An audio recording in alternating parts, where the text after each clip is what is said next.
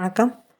நான் ஏற்கனவே இது பிரபஞ்ச சக்தி ஆற்றல், அப்புறம் நம்ம எப்படி அதுக்குள்ளே வருது, நமக்குள்ள உடம்புக்குள்ளே போகுது அப்படி பற்றி ஒரு வீடியோ பண்ணியிருந்தேன். அதோட கன்டினியூஷன் தான் இது. நான் எப்படி சொல்லியிருந்தேன்னா, மூலாதாரத்திலிருந்து அப்படியே அந்த இது சகஸ்காரம் போய் அப்படியே ஒரு அலை மாதிரி தான் டொயின் டொயின் போகுது. அது எப்போ நமக்கு ஃபுல் சக்தி வருதோ, எப்படி ராக்கெட்டில் இப்போ அப்படி எனர்ஜி கரெக்டாக இந்த வெப்பம் ஆகிட்டே இருக்குன்னு வச்சுக்கோங்களேன். ஃபார் எக்ஸாம்பிள் இங்கே 100 டிகிரி செல்சியஸ் வெளியில் போயிடுவோன்னு வச்சுக்கோங்க. பிரபஞ்சத்தில் போயிடும். அப்போ அது 5 டிகிரி, 10 டிகிரி, 20 டிகிரி அப்படி இப்படி லோட் ஆகுதுல. நம்ம இப்போது சிஸ்டம் லோட் ஆகும்போது எப்படி 100 ஆகுது ஸ்வங்கின்னு, அதே மாதிரி வரைக்கும் 100 ஆனோடனே அது வெளியில் போயிடுது. சரிங்களா? அப்போ என்னென்னா, முதல்ல லைட்டாக தான் அந்த எனர்ஜி ஃபார்ம் ஆகுது. அதை தான் நான் சொன்னேன், கொஞ்சம் கால்வாயில் தண்ணி வர மாதிரி இருக்குது, அப்புறமா இன்னும் கொஞ்சம் தண்ணி வர மாதிரி இருக்குது, இன்னும் காற்றாற்று வெள்ளம் மாதிரி வருது. அந்த ஃபோர்ஸில் தான் வெளியே போகுது. ஸோ இப்போ புரிஞ்சுக்கணும்னு நினைக்கிறேன். நீங்கள் வந்திருப்பீங்கன்னு இப்போ புரிஞ்சுருப்பீங்கன்னு நினைக்கிறேன். இப்போ அது எப்படி இந்த பிரபஞ்ச ஆற்றல் ஃபஸ்ட்டு இதுக்கு எப்படி வருது, எப்படி இருக்குது அப்படின்னா, திட திரவ வாய்ப்புள்ள தான் இருக்குது. இப்போ கூட நம்ம 5ஆவதாக ஏதோ கண்டுபிடிச்சிருக்கோம், ஏதோ பேர் மறந்து போச்சு. திட திரவ வாயு. இந்த 4ஆவது பிளாஸ்மா, அது மாதிரி ஏதோ ஒன்று கண்டுபிடிச்சிருக்காங்கன்னு சொன்னாங்க. அது சயின்ஸில் படித்தப்போ ஒரு ஞாபகம். சரி, இப்போ இந்த 3 தான் இருக்குதுன்னு வச்சுக்கோங்களேன். இந்த 3 என்ன ஆகுது அப்படின்னா, தனித்தனியாக இருக்கும்போது நமக்கு தூசியாக தான் இருக்கும். இப்போ அந்த அண்டத்தில் இப்போ எல்லாமே தூசியாக தானே இருக்குது. அது தூசி போய் இப்படி பிரபஞ்ச ஆற்றலாக வந்துருமாங்க அப்படின்னா, அது ஒன்றோட ஒன்று உரசி உரசி சுற்றி சுற்றி அது சுழற்சி சுழற்சி ஆகும்போது என்ன ஆகுன்னு கேட்டிங்கன்னா, அதோட அந்த அந்த இயற்கையான அந்த ஆற்றல் ஃபஸ்ட்டு இருக்கும். அந்த தனியாக இருக்கும்போது, துண்டாக இருக்கும்போது, இரும்பு துண்டோ இல்லை கல்லோ இருக்கும்போது, அதே 2 கல் திரும்ப திரும்ப உரசும்போது நமக்கு நெருப்பு வருது இல்லையா, வெப்பாற்றல் வருது இல்லையா. அதே மாதிரி என்ன பண்ணுதுன்னா, அந்த பிரபஞ்சத்தில் இடைவெளி இல்லாமல் அந்த உலகத்துக்குள்ளலாம் டபால் டபால் மோதி மோதி உரசி உரசி என்ன ஆகுது கிடைக்குதுன்னா, நமக்கு அணுசக்தி, மின்சக்தி, காந்த சக்திலாம் கிடைக்குது. இந்த 3 சக்தியும் சேர்ந்து தான் நமக்கு என்ன சக்தி கிடைக்குது, ஜீவானும் நம்ம நம்ம உயிர் அப்படி உயிர் உருவாகுது. அப்போ உயிர் என்னவா இருக்குது, அணுசக்தி, மின்சக்தி, காந்த சக்தியாக இருக்குது. புரியுதா? அந்த 3 சக்தி உள்ள உயிராக இருக்கும்போது நம்ம இப்போ நான் சொன்னேன்ல, எப்படி சக்தியாக மாறுறோம், வெப்பசக்தி, மின்சக்தி, காந்த சக்திலாம் உள்ளுக்குள்ளே ஆகுது அப்படின்னு சொன்னேன்ல. இப்போ புரியுதா? இந்த இது ஒன்றா உயிரே ஆகுது. அப்போ உயிர் ஆகும்போது என்ன ஆகுதுன்னா, இந்த ஜீவானு திரும்ப திரும்ப இடைவிடாது சுழரும் போது என்ன ஆகுதுன்னா, அதுலேருந்து என்ன ஆகுது, அணு மின்காந்தம் அணு மின்காந்த சக்தி உருவாயிருது. சரிங்களா?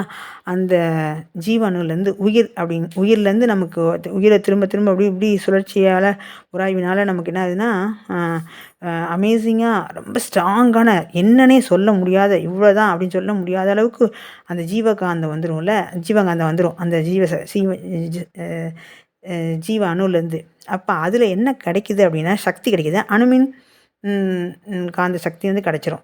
இதே மாதிரி நம்ம பல கோடி ஜீவாணுலேருந்து அப்படியே சுழற்சியாக ஆகிட்டே இருக்கும்போது, அப்போ இடைவிடாத மின்காந்த சக்தி கிடைக்கிது பார்த்திங்கன்னா, அதுதான் நம்ம பிரபஞ்ச சக்தின்னு சொல்கிறோம். அப்போ இப்போ பார்த்திங்கன்னா, இந்த இடத்துல நம்மளும் ஒரு ஜீவ அணு தான். சரிங்களா? இப்போ உயிர் தானே நம்மளும். மரம் ஒரு உயிர், அப்புறம் உயிரற்ற பொருட்கள், உயிருள்ள பொருட்கள் எல்லாத்துலேயும் ஒரு ஏதோ ஒரு வகையில் இருக்கும். அதுதான் நம்ம ஆன்மான்னு சொல்லிக்கிறோம். அந்த கண் அசைஞ்சு இந்த உயிர் இப்படிலாம், ஒரு உயிர் 2 உயிர் அப்படிலாம் நகண்டு அதெல்லாம் இருந்தால் நம்ம உயிர் அப்படின்னு சொல்லிக்கிறோம். இதைத்தான் அதே மாதிரி எப்படி வச்சுக்கிறோன்னா, எப்படி நம்மக்கிட்டேருந்து வந்த சக்தி வச்சு தான் நம்ம இருக்கோம். இந்த என்ன சொல்லுவாங்களே, இந்த சிலந்தி பூச்சி அப்படி உடல்லேருந்து வர அந்த அதோட எச்சில் வச்சு தானே கூடு கட்டுது. அதே மாதிரி நம்ம உடந்து வர இந்த ஜீவானு இருக்குல்ல, உயிர் இருக்குல்ல, அந்த உயிர்லேருந்து தொடர்ந்து உயிர் இப்படியே சொல்லணுக்கிட்டே இருக்கிறதுனால அணுமின் காந்த ஜீவசக்தி உருவாகுதுல, அந்த ஜீவசக்தி வச்சு தான் நம்ம நிற்கிறோம், நம்ம நடக்கிறோம். அந்த ஜீவசக்தி போனோடனே சிவம், அந்த ஜீவசக்தி இருந்தால் சிவங்கிறோம், அந்த ஜீவசக்தி போயிடுச்சுன்னா சவம்ன்றோம். சவம்னா நடக்க முடியுதா, பேச முடியுதா, எதுவும் செய்ய முடியுதா? அப்போ இதுக்கு எல்லாத்துக்கும் உள்ள இருக்க எல்லாத்துக்கும் என்ன காரணம்னா, அந்த ஜீவ அணு நம்மக்கிட்டேருந்து உருவாக்குற அந்த ஜீவகாந்தம், அந்த ஜீவகாந்தத்துலேருந்து உருவாக்குற அணுமின் காந்த ஜீவசக்தி தான் நமக்கு இப்போ எல்லாமே இருக்குது. அது இதைத்தான் நம்ம பிரபஞ்ச ஆற்றல்னு சொல்கிறோம். சரிங்களா? இந்த பிரபஞ்ச ஆற்றலில் எப்படி நம்ம உடம்புக்குள்ளே இருக்கிறது ஒரு இத்தினூண்டாக இருக்குது. பிரபஞ்சம் எல்லையற்ற இருக்கிறதுலேருந்து பல கோடி அண்டங்கள்லேருந்து வர தூசி இருக்குது. தூசியிலேருந்து துகள்லேருந்து வர்றது வந்து பிரபஞ்சமாக இருக்குது. அது நம்மளால் இப்போதைக்கு நம்ம கண்டே பிடிக்க முடியாது. அவ்வளோ தூரத்துக்கு போகவே முடியாது. நாம் வெட்ட வெளியாகி நம்ம கலந்து போனோம்னு வச்சுக்கோங்களேன், அதுவாகலாம். அதுவானா நான் எப்படி இருப்பேன்? நானாக இருந்தால் தானே உங்கள்கிட்ட எக்ஸ்பிளைன் பண்ண முடியும். அதனால தான் கண்டவர் வெண்டிலர், விண்டவர் கண்டிலர்னு சொல்லியிருக்காங்க. நான் அதுவாக மாறிட்டேன். ஒன்றும் இல்லை, மாயம்மாவோ இல்லை ஜோதி நிர்வாண சாமிகள் மாதிரி ஆன்மா லெவலில் அவங்க வந்து இந்த பூமியில் எடுத்து பிரக்ஞையோடு இருந்தாங்கன்னா அவங்களாலேயே வந்து அதுதான் அவங்க மௌன குருன்னு சொல்லிடுறாங்க. மௌனமே ஆயிரும், அவங்க பேசவே முடியாது. சும்மா ஒரு பரிபாஷையில் 2 வார்த்தை பேசுவாங்க, அதுவும் நமக்கு புரியவே புரியாது. அதே மாதிரி அவங்க வந்து என்னென்னா நம்மளை வந்து அவங்க இருப்பு மூலமே நம்மளை ஃபுல்லாக நம்மளால் சக்தியை வச்சு கண்ட்ரோல் பண்ணிடுவாங்க. அது நமக்கு ஏன்னா நமக்குள்ள உள்ள பிரபஞ்ச சக்தி தானே அவங்க. நம்ம வந்து இப்போ வந்து ஒரு அண்டா தண்ணி நிறையா பிரபஞ்ச சக்தி வச்சுருக்கோன்னு வச்சுக்கோங்க, அவங்க ஒரு லாரி நிறைய பிரபஞ்ச சக்தி வச்சுருக்காங்க வச்சுக்கோங்க. இவ்வளோ தான், சரிங்களா? அப்போ அதனால தான் அவங்க வந்து அவங்க கீழே நம்ம வந்து அவ்வளோ அவங்க ஆற்றல் வாழ்ந்தவங்களாம் நம்ம உணர்கிறோம், சரிங்களா? இப்போ வந்து உங்களுக்கு புரிஞ்சுன்னு நினைக்கிறேன்.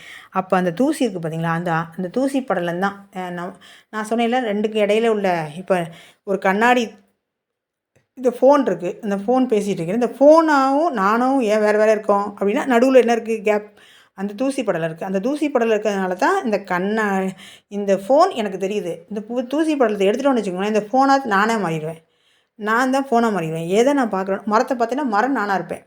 ஸோ இந்த மாதிரி உள்ள இது வந்து டெக்னாலஜி வந்து அந்த மற்ற சூழ உடல் சூட்சும உலகத்தில் அதை விட என்ன கேட்டிங்கன்னா, அங்கே வந்து சூழ உடல் உடல் எடுத்து போய் அந்த கண்டத்துக்கு தான் போகிறோமே ஒழிய அந்த கண்டங்கிறது உண்மை, அதுவும் ஒரு மாயையில் ஒன்று, சரிங்களா? இப்போ உங்களுக்கு இன்னொரு இது இப்போ சொல்கிறேன் நான். அது இது எப்படி சொல்கிறேன், எந்த அர்த்தத்தில் சொல்கிறேன் அப்படின்னு சொன்னால், ஃபஸ்ட்டு இதை எக்ஸ்பிளைன் பண்ணிடுறேன். அப்போ தான் உங்களுக்குள்ளே என்னென்னு புரியும். இப்போ நான் என்ன சொல்லிட்டு இருந்தேன், இப்போது இந்த மாதிரி வந்து நான் வந்து இப்போது இந்த கண்டத்துலேருந்து பேசிகிட்டு இருக்கேன். இப்போ வந்து 108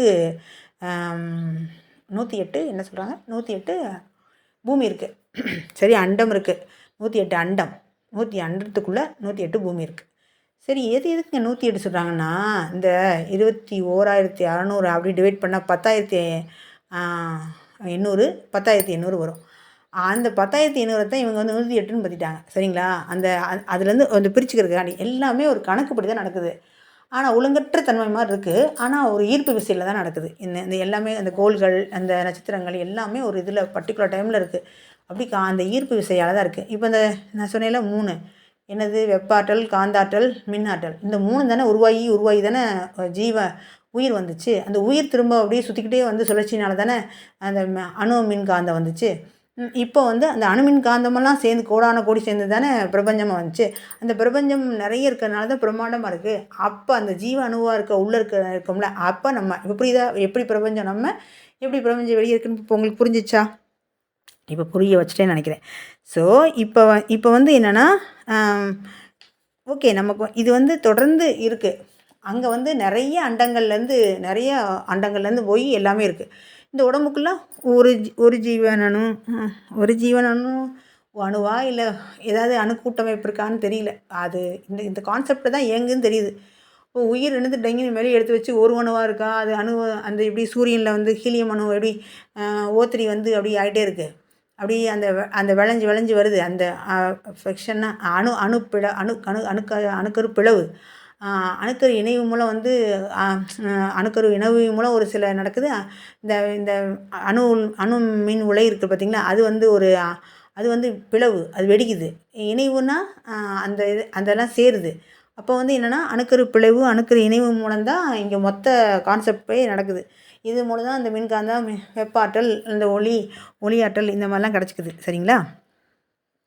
அப்போ அந்த மின்காந்த ஆற்றல், இந்த ஜீவசக்தியில் தான் இத்தனை அண்டங்களும் அந்தரத்தில் டங்கின்னு அப்படி நிற்கிது.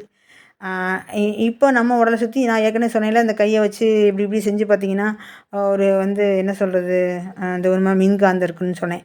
அது சரி, இப்போ ரொம்ப ஒரு முக்கியமான கான்செப்ட். இதை வந்து நான் வந்து அடுத்த இதில் சொல்கிறேன்.